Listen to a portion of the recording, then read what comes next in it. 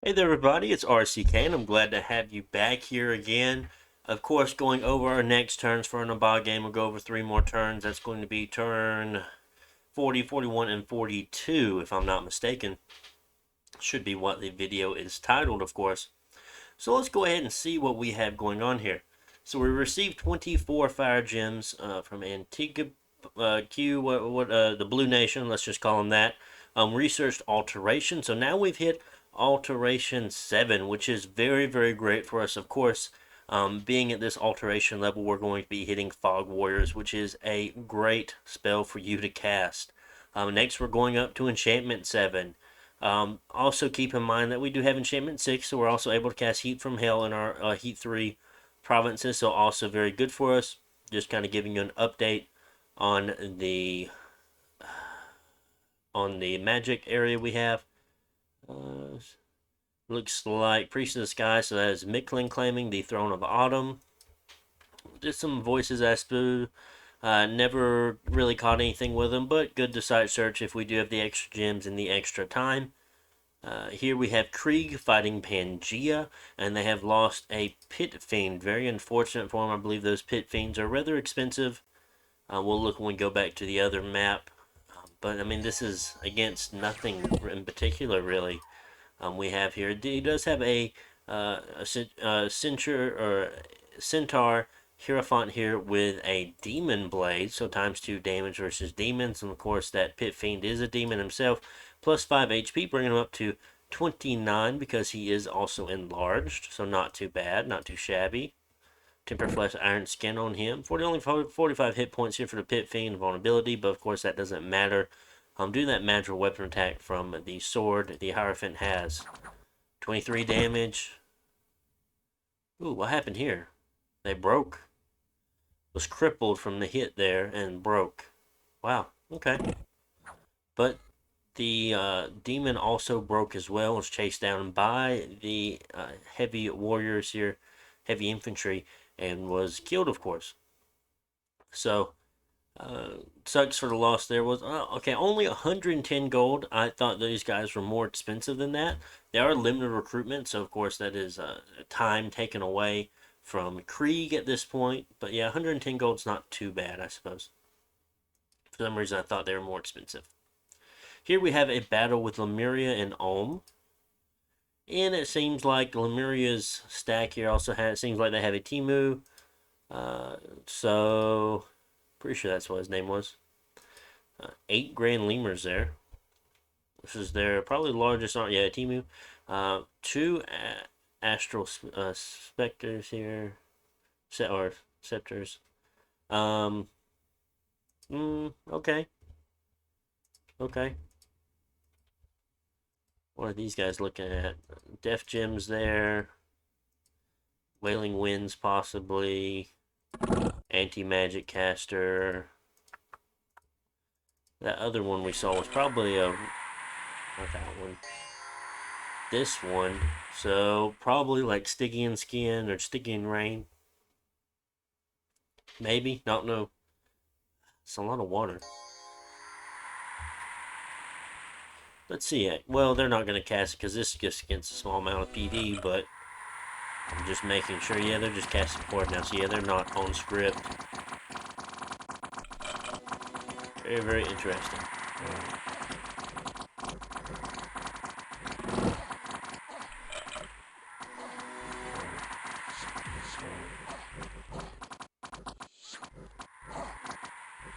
I'm just seeing how long those Lemurian troops, or those a few infantries of Ulm lasted against the Lemurian troops there. Ooh, he has 13 lictors. Not seen very often, of course, but these units do spawn for Lemuria. These are just lictor ghosts. They are sacred.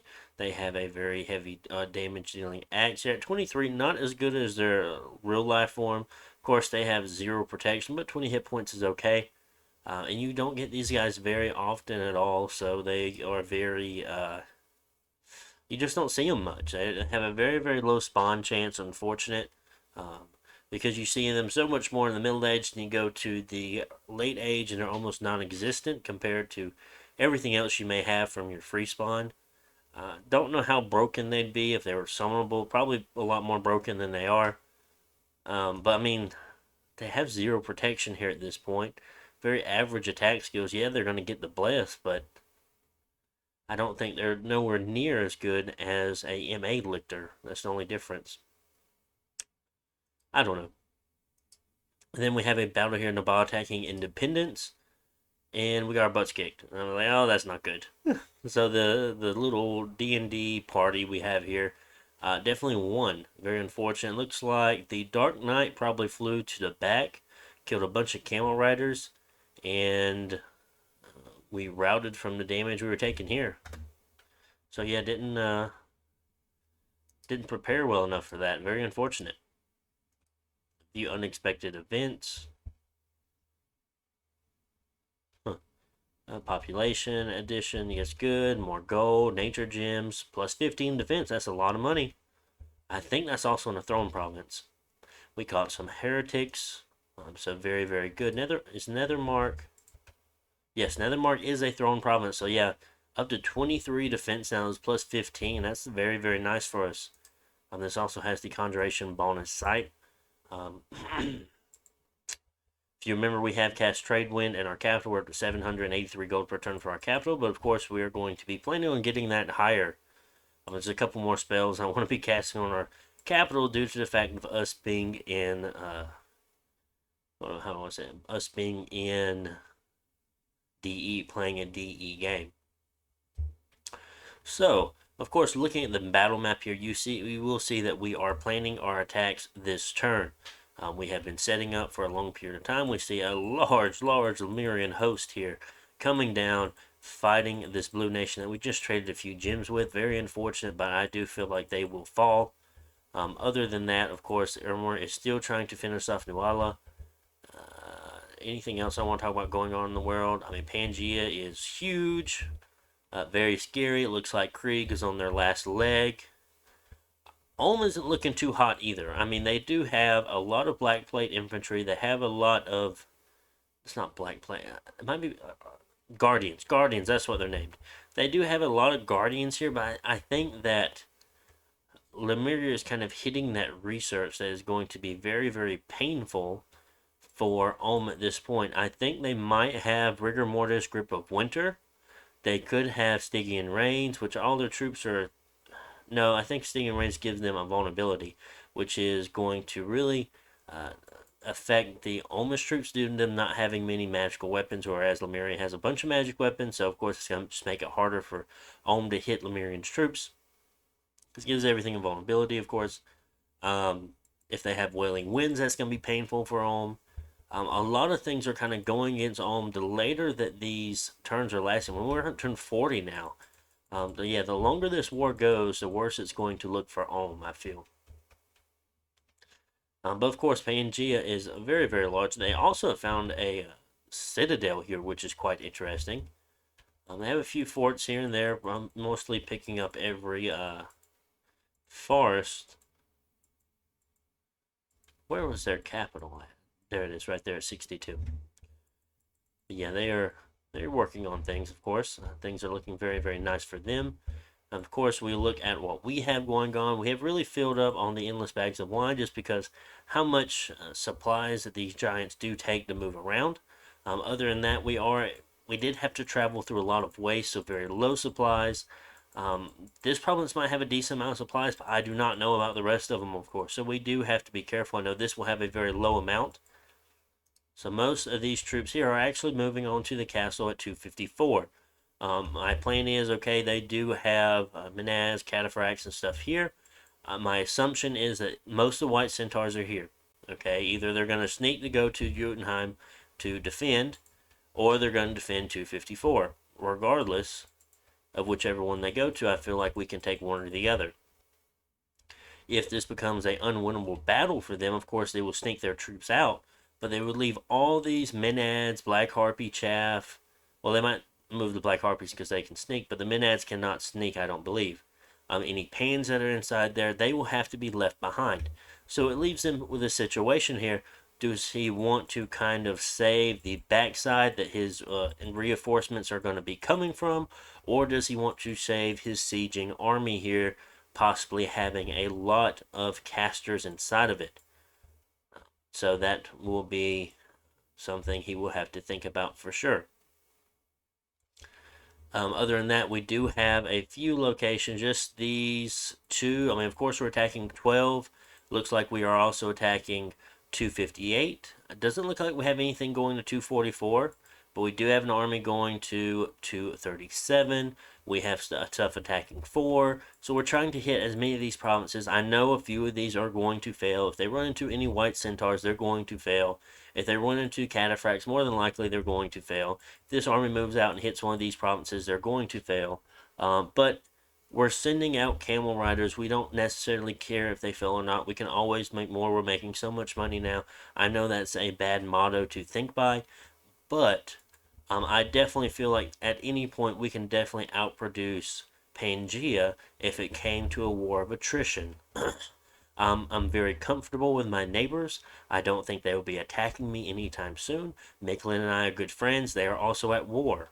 Okay? Pangea cannot attack me. Ohm and I are also good friends. We trade from time to time. We have a nap. We've talked to each other a lot. And he is also at war, so he will not be attacking me. Ermor is not able to attack me. Of course, I said Pangea is not. Krieg is on his last leg, and that even helps the fact that Pangea will not want to mess with me due to the fact of him still fighting Krieg. Just a very, very good time here to actually move on Pangea. All my neighbors are in their own wars. Of course, we all have agreements with them. We're all good friends with them.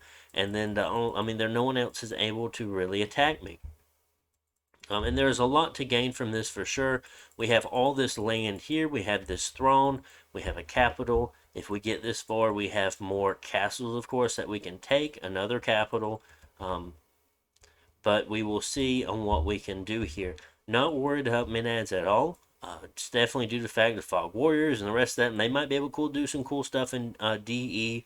Pangea might have a few extra spells they can cast to help out their armies, but honestly, I think we will be fine. Of course, we have some groups in attack rear, just in different blocks on the side, so if they have any flanking centaurs, we'll be able to catch them. I do have a big line of Jan Guard on top of Elite Guard here in the front. I do want these guys to take the brunt of the attacks there, and then I'll have these Jangard with their attack bonus go up to 15 attack skill fighting these centaurs as they trickle through. Definitely want these guys to be hit because they have the higher prot with the lance charges. And then, of course, I think these are just attacking elsewhere. We do have some blocks. I should have been doing something along the lines of this and just kind of splitting them up. I should have done it. Oh, fuck. Just pretend like that's not there. And splitting them up, trying to just cover more ground because any centaurs kind of moving around, I don't want them getting out or anyway getting to any mages. I want them to be caught by camel riders. I don't particularly care if the camel riders die.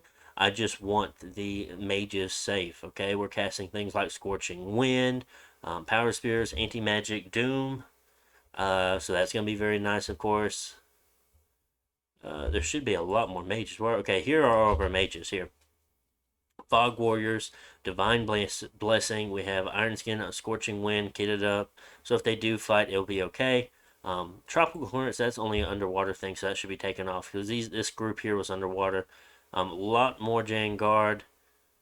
We have not scripted our Nature Mages yet. Flaming Arrows. I should have also been casting. I feel like we have it. Hold on. What's this? That's not it. Is that alteration?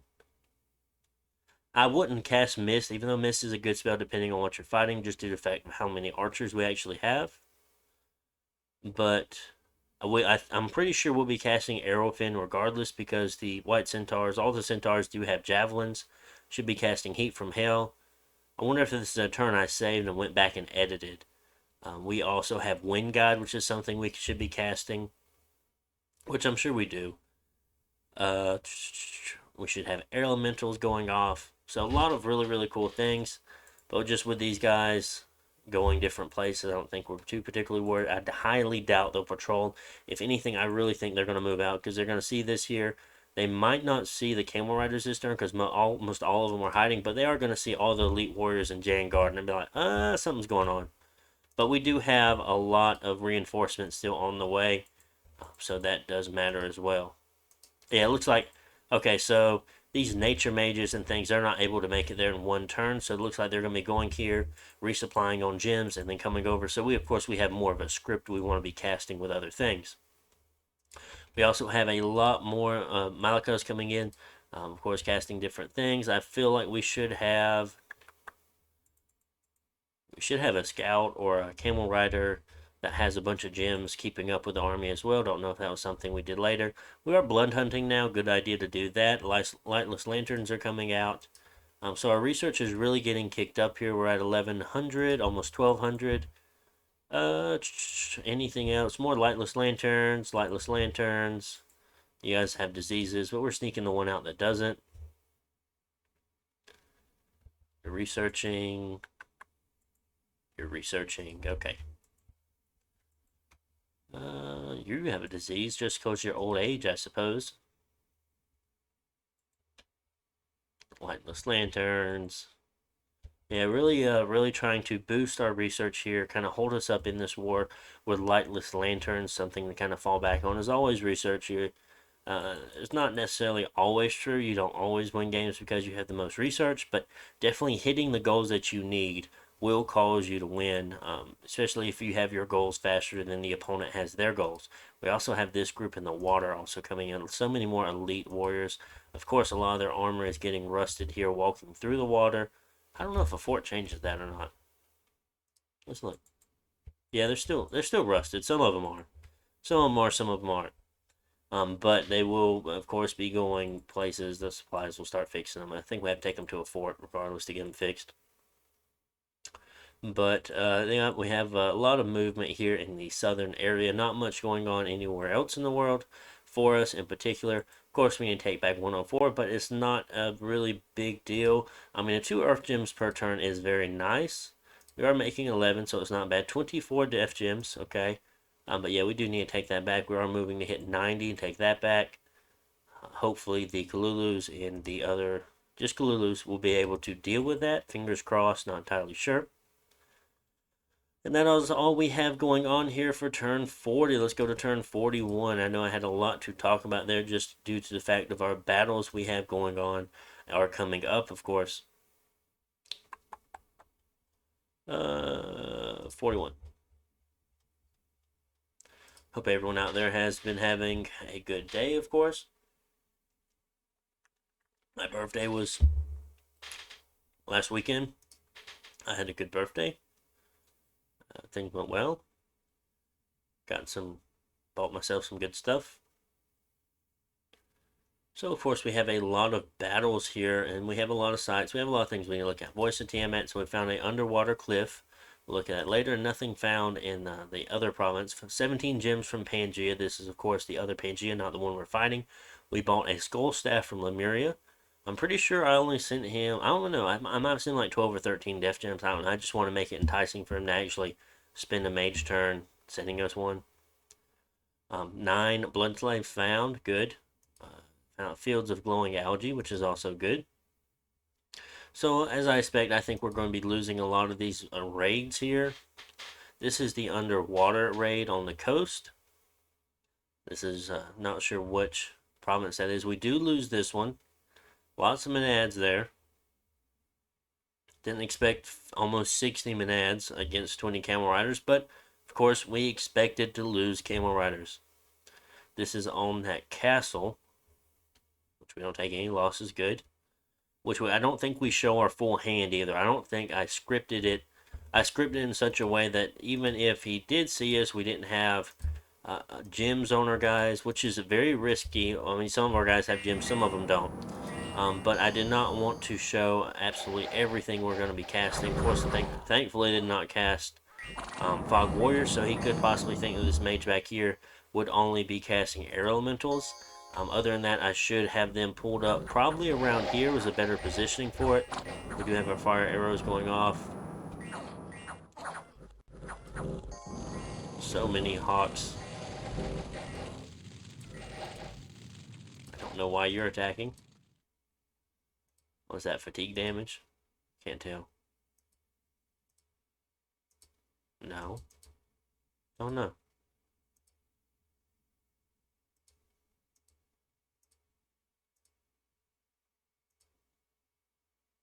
Okay. We did lose this battle as well, and this is the province where 50 more Menads. We see a Dryad, which is kind of dangerous for us because they are seducers, they're assassins, and a Hierophant here, possibly a Thug. I'm not going to necessarily look into this battle here, but we did. I mean, we killed a decent amount of Menads, so that helps with siege defense or siege attack and stuff like that, siege strength. I guess it's good to kill something than nothing, I suppose. And we get the Kulus get their ass kicked by a bunch of Krakens. How unfortunate.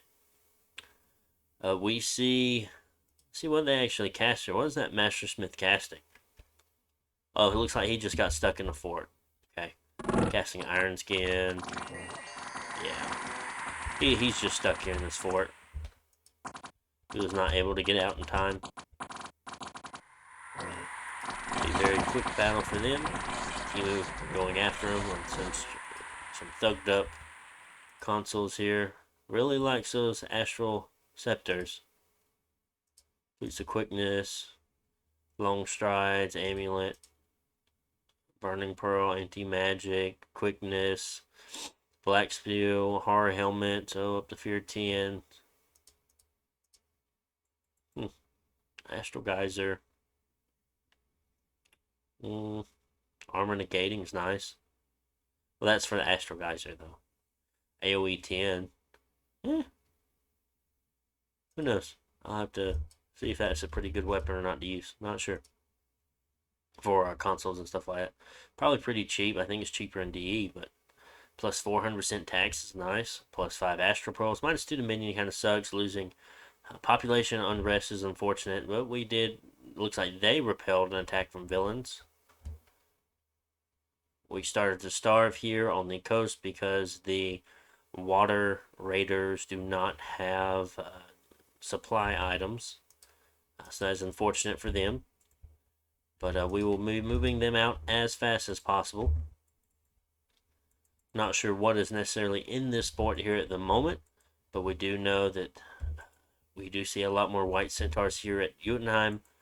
Other than that, we see Menads. We've taken a lot of Menads out at this point here, but I guess they moved from here to here. Not entirely sure. Let's see what we have going on. It looks like we have not actually stormed or been able to break the walls yet. We do have a Curse of Stonecaster, which I feel like I missed that before. And also, I would also be changing out these items, which I do that later in this game. And I have been kind of focusing on that more. But I mean, morale 13 isn't great. If you can push that morale to 15, 16, I mean, you're looking at some good numbers there. If you can push their morale up that high. Different helmets or crowns, different held items, of course, can definitely help you boost up your morale of your units, which is actually very, very helpful. So yeah, keep that in mind. You can make a handful of them being Naba. But Fog Warriors, they should be able to just cast spells. And it looks like I have moved this caster to the right here. I'd probably almost move them like here. Something like that. Definitely be set to spells so you don't get yourself killed. And okay. We have you moving out. And you are casting Nature Power, so that gives you +1 magical, +1 nature. And you're also casting Relief, which is going to be a very, very nice spell for us to cast. Since we'll probably be casting things like Heat from Hell. But at the same time, I was looking at my units. I don't think we really cast Heat from Hell in this war too much. Just due to the fact of Pangea having low encumbrance troops. And us kind of having higher encumbrance troops that don't have fire resistance. Encumbrance of 8 is kind of high. 6 is high, even though they have fire resistance, so the heat from hell isn't going to bother them nowhere near as much. But in coming with 8, 8 is high. I don't want my giants falling asleep. That would be very, very unfortunate for us. Do we have anyone else coming in? You're coming in. What are you casting? Arrow, Fin, and Wind Guide. Good. And then you're on retreat. Why are you on retreat? Should be on cast spells. Weird. Hopefully that changes. I hope so. Other than that, we should be having a scout or any kind of unit here, especially like a unit like this. These days, we have so few air gems. That is really sad. So few nature gems. We really have very little. Something along, no astral too. Great. That's probably why we're not doing it, because we don't have anything. Just having a singular unit here sneaking around with the army that has a large amount of gems with them, so you're able to continuously refill your army as they go from battle to battle to battle. You don't have to worry about if there's a lab. You don't have to worry about if you have a large battle here and you don't have any more gems to push on to the capital. You're set. You always have gems with you, of course. So that's something you definitely want to keep up with as a player, and you want to continuously do regardless of what army you're even playing. You always want to make sure you have gems at the ready. So that is always a really good move to keep in mind. We have a lot of elite guard and Jade warriors here back at home, it would seem. Ooh, about 30 there and 8 elite. And then looks like half and half between camel riders and elite. So not too bad. Definitely need to get them moved up to the front line, get them reinforced as soon as possible. We just kind of want to be able to steamroll Pangaea at this moment. We don't know what they have. We don't know necessarily what kind. Oh, we did watch the battle in Jotunheim, but we haven't experienced what they have. We don't know what kind of assassins they have. We don't know if they're even planning on doing assassins, and so forth like that. I will say getting us a skull staff has set us up to make as many skull staffs as we wanted, so that's very helpful between getting death into our armies. Of course, we have pretty strong water already. Just kind of looking through here, making sure we're casting some arcade probing here. I'm trying to look for some astral pearls because we have so few. 7 on turn. Are you kidding me? Voice Eye Spook, trying to knock up that water gem since we have so much. Won't be putting up Eternal Pyre again. I sat there and thought about it, and I was like, okay, well, they've dispelled it one time. They probably would dispel it again. Pangaea has Mana from Heavens, which isn't that great for us. I'm not going to really go into it at the moment. I don't want to spend every episode explaining things about DE. But I came to the conclusion that it would be a lot more helpful for me as a nation to use all of the fire gems I have collected and turn absolutely all of them into lightless lanterns. Help giving me a great buff to the amount of research I have per turn. Of course, making me much stronger because I have the cash, I have the land, I have the troops, and we just want to have that research bonus over everyone else. Other than that, so what if I cast, if I would have cast again, I probably would have cast it for 80, unless someone else cast it first. But, even if I did cast it for 80, in order for me to get any kind of incentive for doing that, I would have to wait at least 4 turns before I got any income off of it. So if I cast it for 80 and they just dispelled it next turn again, I'm out 60 more fire gems. Yes, they use up their astral, but that's a lot of fire gems to be throwing out the window like that. And yes, if you have it for 10 turns, you're going to get a exponential growth. Well, it's not exponential, but you're going to be getting 20, however many times over. You might get a 200 extra gems by the time in the game. But the game might, well, not necessarily this one, but games end. No one's ever really prepared for the end of a game. But I think that the research boost is going to be more helpful than the extra income of fire gems.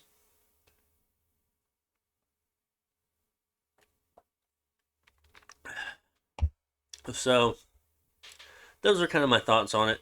If they were wanting to dispel it the first time, there's a good chance to dispel it the second time too. Don't know who they are. I think they all teamed up and added some gems into it. So it didn't necessarily hurt someone too much, from what I heard. But yes, it was kind of a whole game effort there on that part. Um, so it is what it is. But yeah, I do plan on just making lightless lanterns. We're definitely sneaking you off, sending you to the lab with those items so we don't lose them. Just little bits of things here and there I figured I'd mention. Definitely need someone with gems here. I think we probably refill after we storm this fort, but honestly, I do not remember. This game was done quite a long time ago. So that was turn 41. Let's go to turn 42. If anyone wants to pause here and read what Mana of Heaven from the Heavens does, more than definitely pause the video here and check this out. Pretty good spell. Really good, actually. I think they fight over it later on. Other people do. Now let's go to turn 52, see if we have any battles. And, of course, in the episode. 42, 42, 42. What the frick? Do I not have 42? Huh. I must have missed saving 42. Look at me being so good at this. Let's try 43. It might be named 43 and it might be actually 42. Not entirely sure, but we will check. I could just misnumber the turns. That could be a definite possibility there. Lots of battles. Let's check. Hold on. No, it's 43. I guess I've missed saving turn 42. My apologies, guys. My apologies. So, working on some thaumaturgy, some conjuration. So we have Conjuration 6, Voice of Tiamat. Found a Sunken Tower, Rune of Air. Let's see what that actually is. Rune of Air. Boost the air ritual, and then +1 gem. And then Sunken Tower is 1 water. Cool. Enchanted Tomb. Yes, more Death Gems. That is exactly what we need. So it looks like a Black Harpy pinged our army. Another Black Harpy pinged our army here. A Lemuria, of course, raiding, going after forces of Ulm. Black Harpy pinged us here. Hierophant pinged us here and won because it was a thug underwater. Ooh, so good and bad. We necessarily lost this raiding force, but we did kill 5 shamans. Not too bad, 115 gold apiece. This is probably their astral contingent here at this point. And I mean, taking 5 out is pretty good. Having only 2 left puts them in a very, very awkward position of not having enough to even boost one of their shamans up even 1 level. So that is very good that we were able to kill 5. Because if they had 3 left, they could do 1 master, 2 slaves, boost up the astral 2, throw an extra gem on, still do things like anti-magic, stuff like that. Yeah, these guys aren't gonna last forever. So many knights here in this province defense. No, he bought these knights. Interesting. He bought these knights. Huh. Cool. A lot more camel riders here. They would have definitely won that battle. I feel 55 camel riders. He pinged us here. We attacked this province here, and it looks like he has been using some dryads. He stole one of our troops, and we were able to kill them. No traders here in our land. Traders will be prosecuted. Oh, okay, we'll watch that. So we have a fortress battle here in that fort that we were sieging. Of course, I guess we cracked the fort last turn, and we will watch that. Magic site found. We will check that out. Lots of gems being found. Province income. Looks like they discovered our scouts, so of course we get to see what they have. Nothing too interesting, to be honest. We pinged this, and this is a much larger force. Lots of animals, so I'd say everything from here down doesn't matter. All this here doesn't matter. It's these pandemonics, and just those are the ones that matter. Honestly enough, I wonder if that Black Harpy is the prophet. Let's check and see. Might just be. I doubt it. I doubt it. You guys have the housing rods. I'd like that. I'd like to be able to take that. And you guys don't have any gems, but you have a lot of slaves on you. Makes me very curious. Very, very curious. Is it you? No, you're not the commander.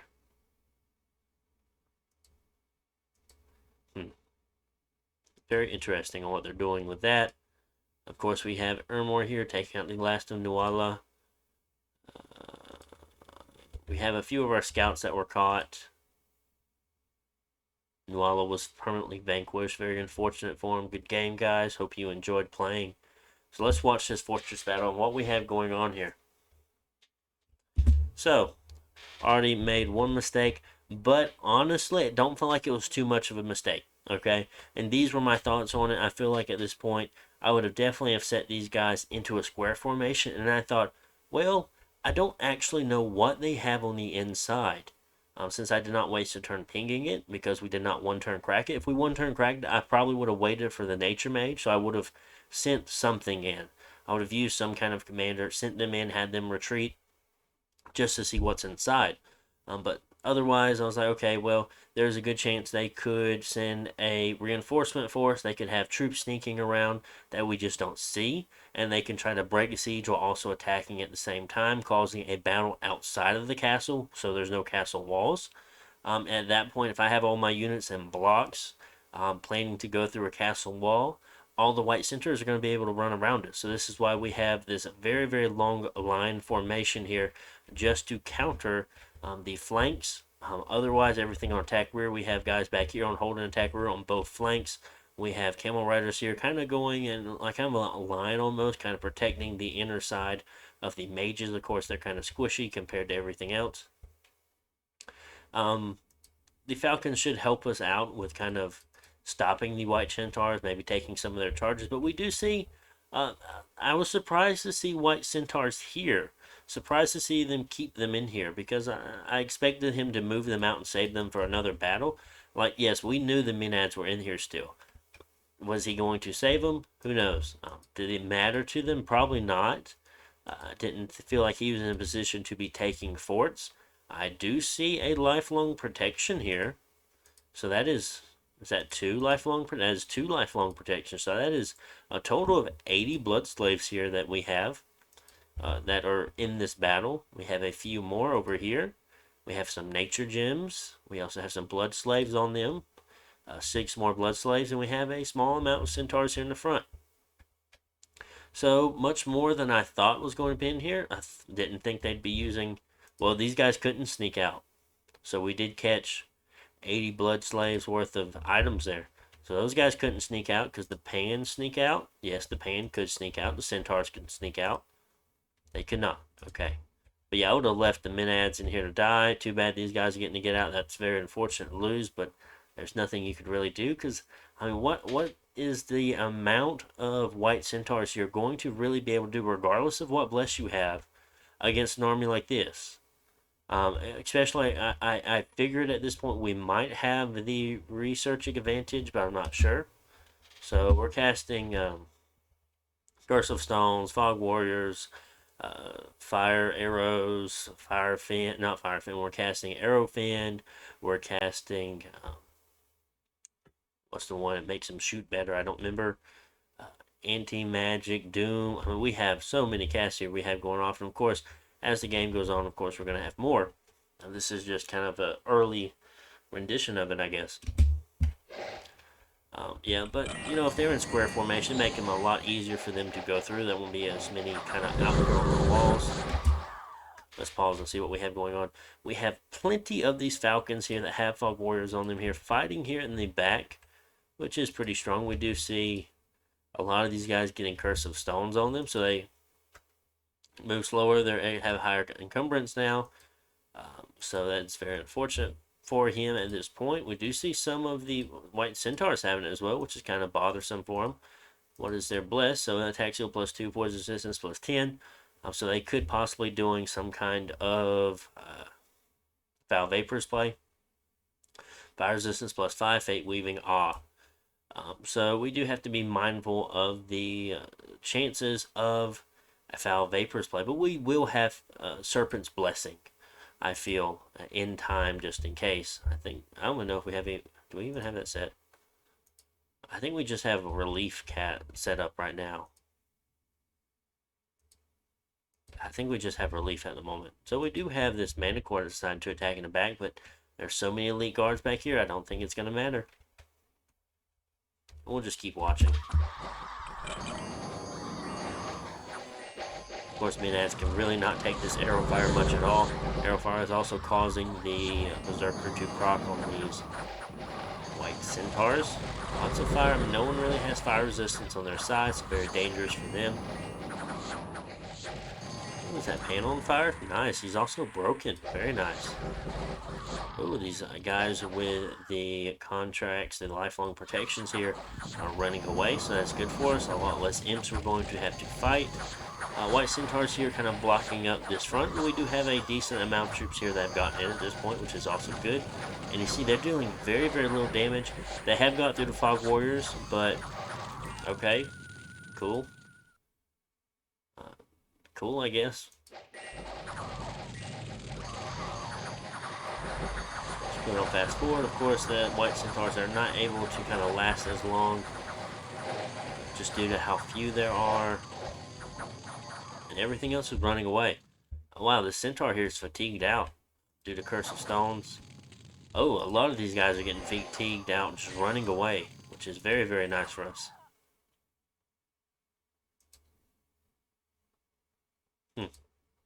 Cool. So,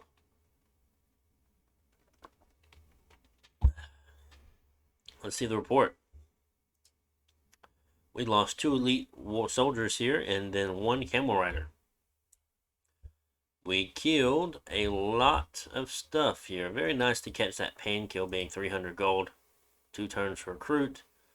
18 white centaurs at 55 gold apiece. Only cap recruit only. That could be about 3 turns. That's setting them back 3 turns is nice. Due to the fact of how many we know they have left, which isn't many. Okay, they did lose a lot in that Jotunheim battle. It's not important, but this does very greatly decrease their ability to siege forts back. Hierophant, they lost both of the soul lifelong protections. Circle Master. Due from what we lost compared to what they lost, of course we won that battle for sure. Now we do have another fort over here on the southern flank. We have also taken this throne, which is the throne of brass, fire, earth, 50 gold. Some very questionable things happened with this throne here, which I was not happy about at all. But we will, of course, talk about that later. Here we do have, we will have all of these kind of armies here merging on 4. Not sure. See, I suspected if he was going to move, he would move to 4. That is just due to the fact of why would he move to 244, limiting his ability to kind of attack and move from elsewhere. I mean, it would kind of narrow him, kind of cutting him off a little bit, having only one way to get out. Of course, he can attack 232, but of course he might think we'd be attacking that this turn as well. Doesn't give him very great attack routes. Okay, you can attack the throne that leads you nowhere, or you can attack the fort that we've already taken. So that's why I said, okay, he's not going to 244. I highly doubt he'd want to go to 12 because that very limits his attacks of what he can do. He can only attack 2 provinces and he only has one way out. Going back to Jotunheim. And the water kind of blocks off that side. And I felt that, okay, if he moves to 4, it would make it a lot more difficult for me to determine where he's going to attack from there. If he wants to try to take back the southern part and kind of push up after that, if he wants to try to raid deep into my land, it'd be hard to kind of guess on where he was moving if he was at 4. So that's why I have all my stuff moving to 4. Everything's filled back up on gems. Of course, let's see what we have. Serpent's Blessing, now we have relief. Okay, so definitely changed up what we're going there. I think because we didn't have Enchantment 7 at the time we first scripted it.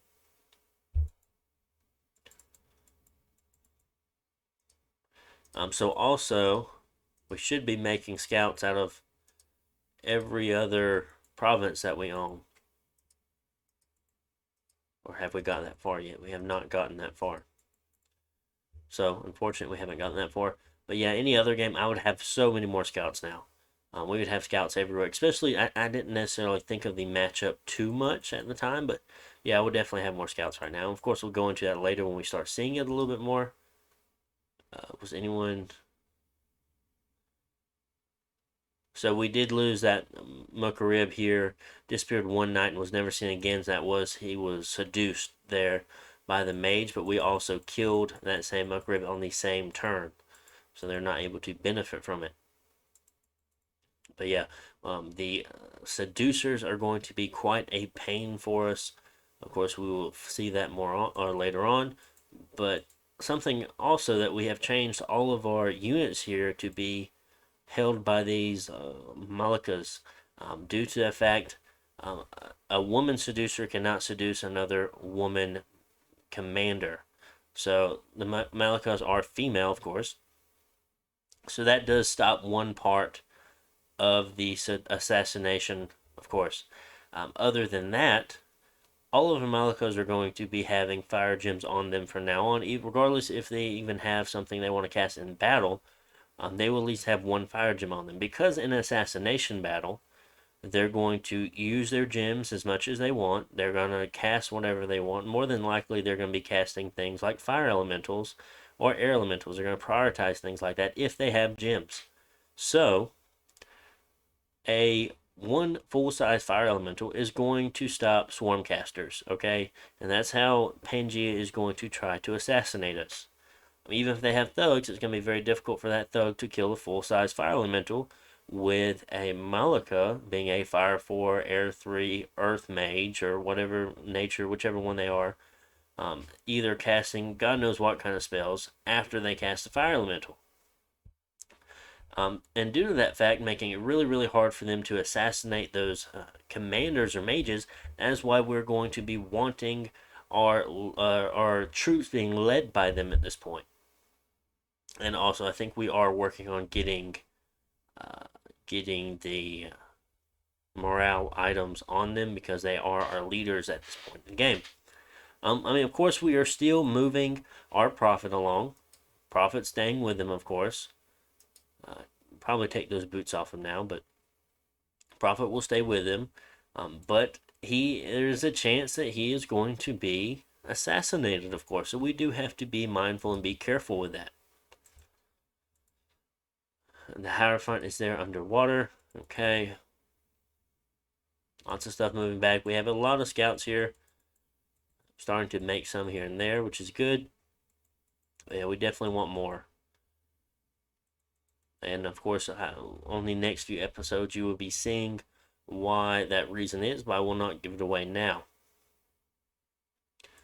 And that is going to be all for this episode, guys. You have noticed I put 1 PD in every one of these provinces down here.